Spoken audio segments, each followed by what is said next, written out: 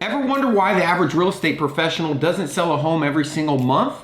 Well, I can tell you it's typically not their fault, and the reason why is they simply haven't gotten access to the right information and the right plan. I think Jim Rohn says it best: if you don't have everything you want, you simply have not learned something yet. And with so many things to learn when it comes to selling real estate, how do you know where to focus your time and energy and effort? Well, I'll tell you. We're going to introduce you to what we call as a roadmap. And this is a roadmap that's going to teach you exactly what you need to do if you're selling less than 14 homes a year and your goal is to double that production or at least get it up to around 25 transactions. And here's what I've always said: if you can build the system to get to 25 home sales a year, then you can build the system to get to 100 home sales a year. What's going on, everybody? I'm Michael Reese, a digital marketing expert, an agent, and a real estate coach. And I teach realtors, team leaders, and brokers how to grow and scale their real estate business through digital marketing, content creation, and social media. If you would like a proven strategy that you can use to get more leads, close more deals, or even just scale your team, then you're gonna love this video, so keep watching and make sure you subscribe by hitting that button and turn on notifications, because I put out new content every week that will help you turn strangers into clients and build a business that's gonna work harder for you than you do for it. So how do you move from stage 1 to stage 2? So the skills that you're gonna have to master is: 1, you're gonna have to master the mindset skill. You're gonna have to become coachable. You're gonna have to master the skill of investing in yourself, and also the skill of having a good work ethic. Now, from my experience, making sure you're consciously always involving and staying in self-improvement mode and having a good daily routine will help you move to the next stage quickly. And the stage is basically defined as people doing 0 to 14 transactions. We call them solopreneurs. Now, they are constantly struggling with the following. Basically, 1 is following the herd, which is defined as doing what everybody else is doing, which puts you in a situation where you could actually be following or listening to the wrong person, or even worse, maybe you're following somebody and they're the right person, but you still have the wrong mindset, and you're not making the necessary investments you need to make into yourself or into your mindset so that you can advance. It's not about who you are at this stage. It's about who you need to become, right?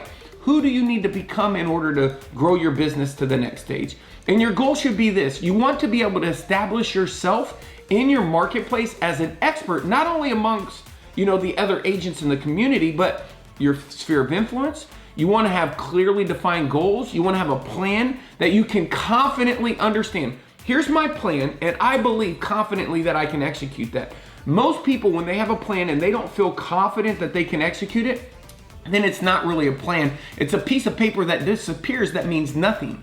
And it's not uncommon for somebody to feel lost at this stage. So if that's you, it's okay. And what you need to do is you need to understand it's the lack of predictability. It's the lack of consistent lead flow. It's the ineffective marketing and sales capacity that you have right now that makes you feel like you have no real clear direction.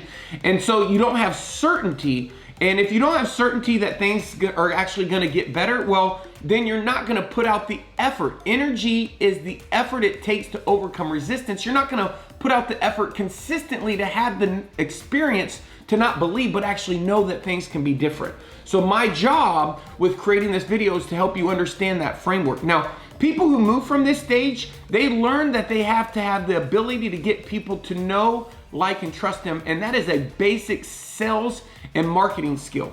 It's a sales skill if you're doing it face-to-face. It's a marketing skill if you're doing it through the written word, through a publication, through a promotion. And typically, you're gonna be up against a lot of negative beliefs at this stage, right? Negative beliefs around selling. Maybe you are in a situation where you believe or have disempowering beliefs that you can actually get somebody to do something in a situation where maybe they didn't know that they could be persuaded, which is maybe putting an offer on a house where they feel a little bit of resistance or fear. Or maybe there's an objection of why they should put their house on the market, and it's overcoming that objection that makes you feel uncomfortable and you define as selling. And so what do is when you're at this stage, you start to not do anything that you need to do because you start operating from a position of fear. And the best way I've seen people move through this stage is by getting a good daily routine that consistently is gonna take you from where you are to where you need to go, by allowing you to have clarity of where to put your effort, having a daily routine so you have the positive mindset, because you're gonna run into those situations where it's gonna be disempowering, where you're gonna have a confirmation bias. I knew this wasn't gonna work. I knew this was gonna happen, where you're just defining and constantly focusing on the things that are not working. You're playing defense instead of offense. If you can have a detailed plan and you know exactly where you need to go in the next 90 days, but more importantly, you know what's in your control and what you need to do in the next 90 days in order to get there, it's through that certainty that you can actually build the habits to take your business to the next level. Now, I think it's natural to have natural constraints. A budget is a constraint. Maybe right now, maybe you're in a situation where you don't have anything to invest into your business. For some of you at this stage, maybe you have multiple jobs, so you can't even invest your time doing the things you need to do.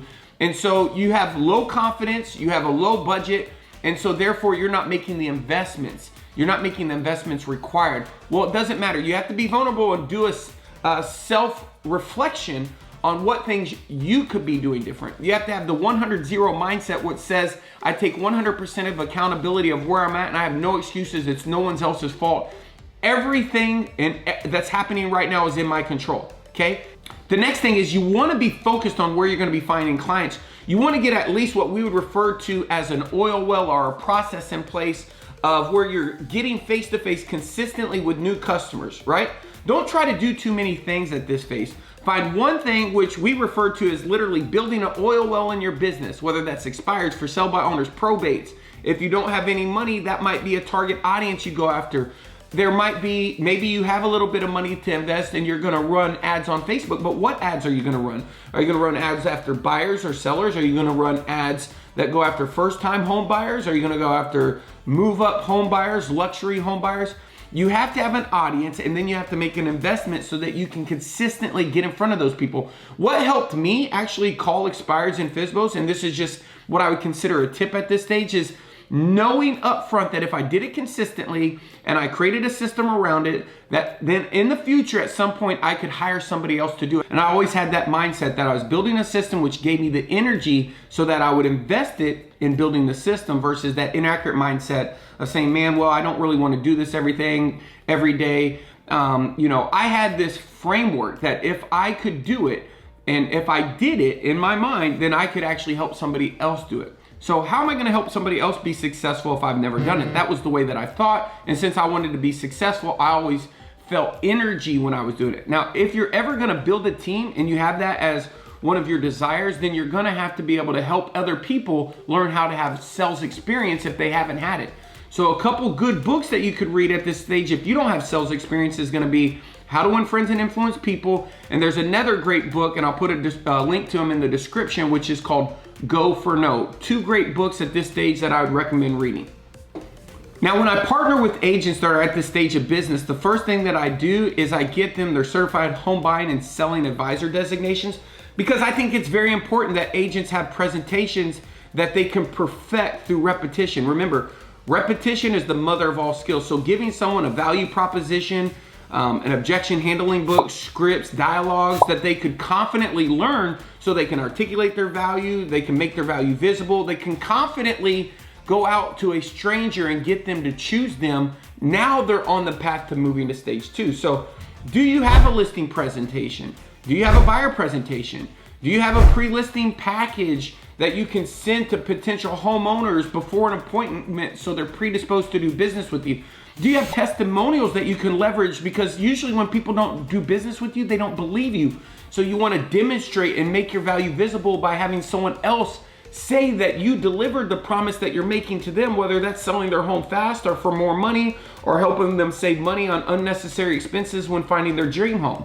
Getting a value proposition in place and learning the skill to present it, and then finding an audience to do that repeatedly to, are the basic requirements that are going to take you from stage 1 to stage 2. And one of the best things you could do at this stage is understand your high leverage activities and also all of the different functions that make up a successful real estate business. And I recently shot 2 videos that cover both of those: HLAs, high leverage activities, and the functional organization structure of any real estate business. And I'm going to include links to both of those in the description below. So there you have it. Everything you need to do to go from stage 1 to stage 2 and growing a real estate business. Now, this stage has a lot to do with the inner game. Not the problems, but how you're thinking about the problems, how you're thinking. And one of the best solutions for making the best decisions is just to model someone else who's already made the decision and solve the challenge that you're trying to solve. So this stage requires you to sell more houses, and in order to do that, you're gonna have to learn how to generate more business.